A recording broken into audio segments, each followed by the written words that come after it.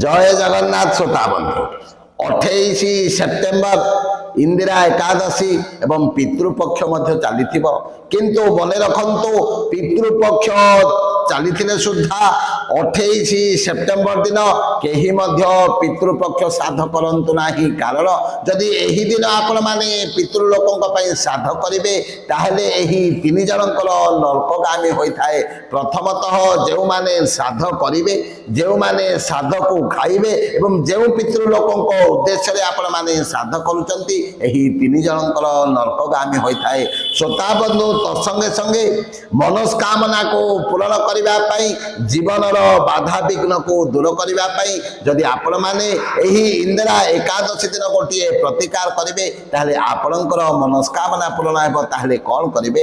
କଞ୍ଚା କ୍ଷୀରକୁ ନେଇ ସକାଳେ ଆପଣ ଯଦି ପିପଳି ବୃକ୍ଷ ମୂଳରେ ଅର୍ପଣ କରିବେ